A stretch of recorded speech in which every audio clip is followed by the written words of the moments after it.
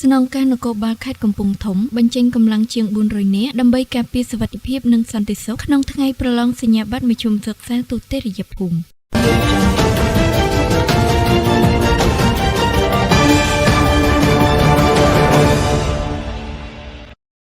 ស្នងការនគរបាលខេត្តកំពង់ធំបញ្ចេញកម្លាំងជាង400នាក់ដើម្បីការពារសុវត្ថិភាពនិងសន្តិសុខក្នុងថ្ងៃប្រឡងសញ្ញាបត្រមធ្យមសិក្សាទូទៅរាជភូមិតាមការបញ្ជាពីលោកវរៈសេនីយ៍ឯកមុងពិទូស្នងការរងនគរបាលខេត្តកំពង់ធំបានប្រាប់អ្នកសារព័ត៌មានប្រចាំខេត្តកំពង់ធំថ្ងៃទី10ខែសីហាឆ្នាំ2026នេះថាក្រោមការដឹកនាំរបស់ស្នងការនគរបាលខេត្តកំពង់ធំបានបញ្ចេញកម្លាំងនគរបាលជាង400នាក់ដោយសហការជាមួយកម្លាំងកងរាជអាវុធហត្ថខេត្តក្រសួងអប់រំយុវជននិងកីឡាអង្គភាពប្រឆាំងអំពើពុករលួយ ACU សហភាពសហព័ន្ធយុវជនខេត្តនិងអាជ្ញាធរដែនដីដើម្បីធានាថាដំណើរការប្រឡងប្រព្រឹត្តទៅដោយតម្លាភាពនិងយុត្តិធម៌ការយកចិត្តទុកដាក់នេះមិនត្រឹមតែជួយសម្រួលដល់បេក្ខជនប្រឡងប៉ុណ្ណោះទេប៉ុន្តែថែមទាំងបង្កើតបាននូវទំនុកចិត្តនិងភាពកក់ក្ដៅដល់អាណាព្យាបាលនិងមហាជនទូទៅផងដែរពិសេសជាវិធានការយ៉ាងសកម្មនិងចាំបាច់បំផុតដើម្បីធានាបាននូវសន្តិសុខសុវត្ថិភាពនិងរបៀបរៀបរយសាធារណៈក្នុងអំឡុងពេលប្រឡងសញ្ញាបត្រមធ្យមសិក្សាទូទៅរាជភូមិបាក់ឌុបលោកបានបន្ត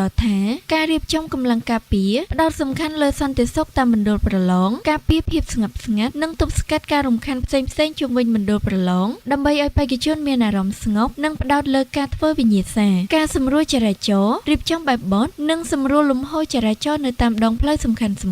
និងមុខមណ្ឌលប្រឡងដើម្បីជៀសវាងការកកស្ទះនិងជួយឲ្យបេក្ខជនព្រមទាំងលោកគ្រូអ្នកគ្រូធ្វើដំណើរបានទាន់ពេលវេលាលោកមុងពិទូសូមអំពាវនាវអាណាព្យាបាលនិងប្រជាពលរដ្ឋសូមចូលរួមថែរក្សាទ្រព្យសម្បត្តិផ្ទាល់ខ្លួននិងចូលរួមគោរពច្បាប់ចរាចរណ៍ដើម្បីសុខសុវត្ថិភាពផ្ទាល់ខ្លួនគ្រួសារនិងសង្គម